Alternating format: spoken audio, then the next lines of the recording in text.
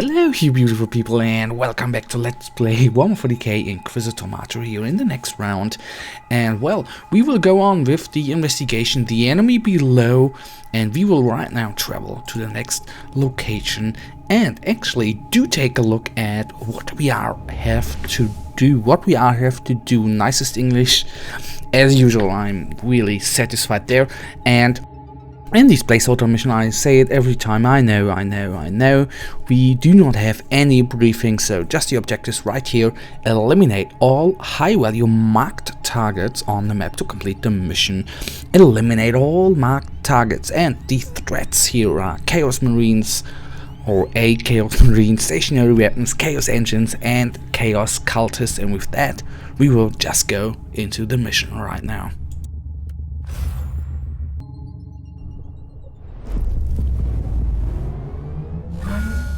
The web of heresy and corruption is spun by powerful beings and perverted minds. Chew on this. Hunt their leaders, and this construct of evil will come crashing down.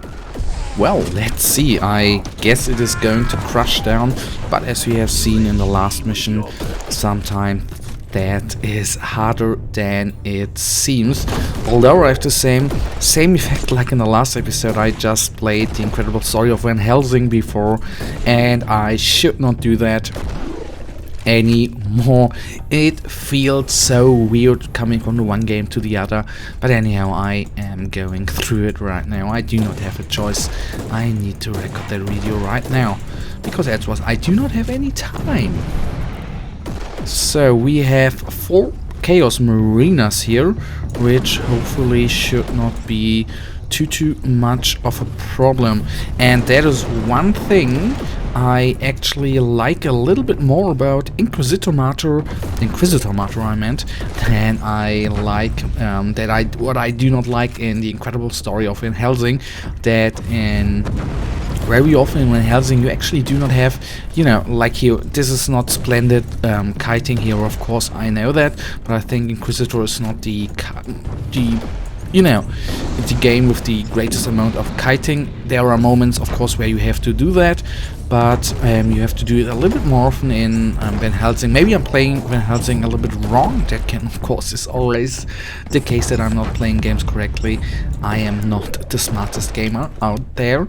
But anyhow, that's not the point. The point is, long story short, that I have the feeling that the map design, which here in Inquisitor by now, I don't know whether the how random the story missions in the end are, or whether they are just designed before and are always, the same stuff.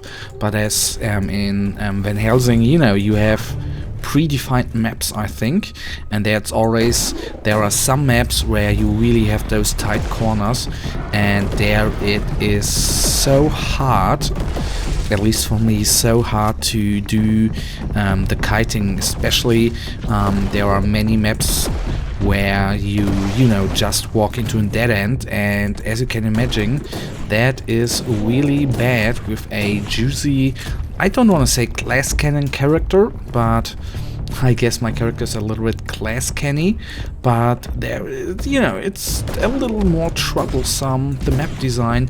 And there, I think I talked in the last episode of that you see how game evolve, and I think there you see from, I guess maybe it's just a coincidence. There of course can be that maybe Neocore Games, the designer of both games, learned from that. I of course can't tell that for sure, but it could of course be that way. So important thing here is staying out of the flamer.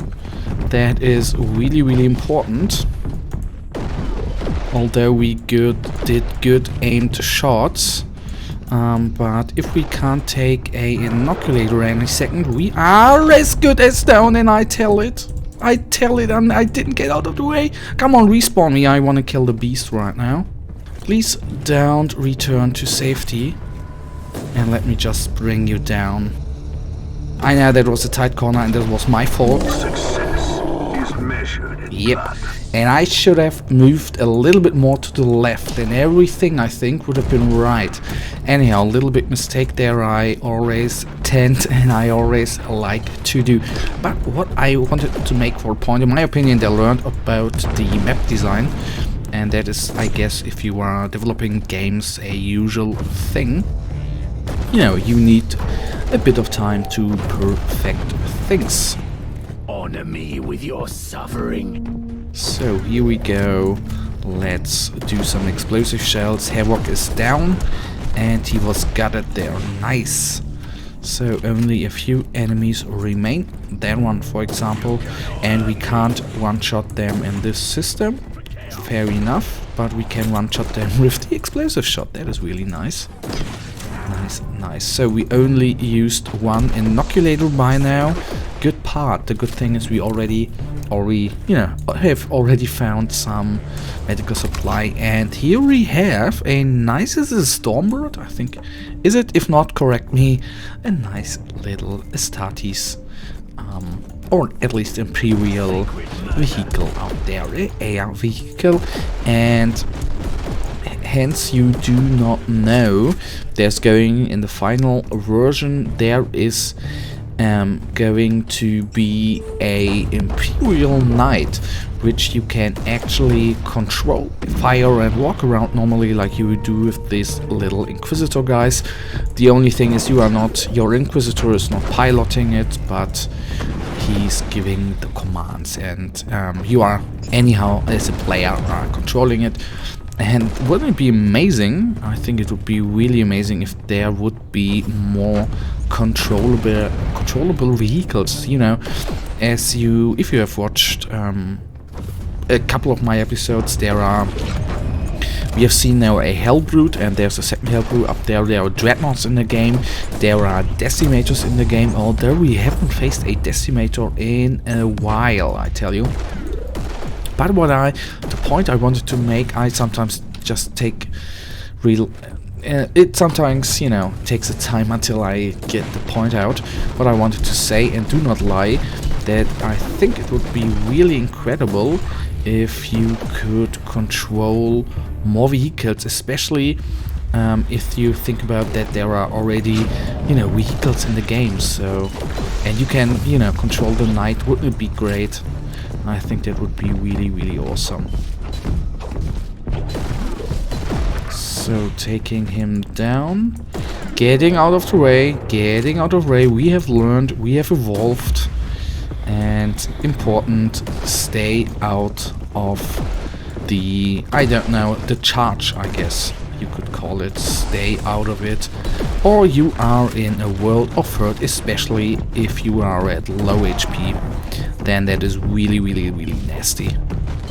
So I should take a inoculator anyhow to finally bring him down, and I will focus fire now. Duty prevails. Yep, it does. And it's always a smart move. That's not always working with warp gates, for example, but it is often working with actually all the time with enemies which are summoning units, whether it's going to be Hellbrutes. Dreadnoughts are at certain points summoning little helpers as well. If there are not too many enemies left, or the, you know, desired enemy is actually not many hit points anymore, just, you know, go for this summoning guy and everything will be fine, because all of them are going to disintegrate. Actually, that's what I wanted to say here.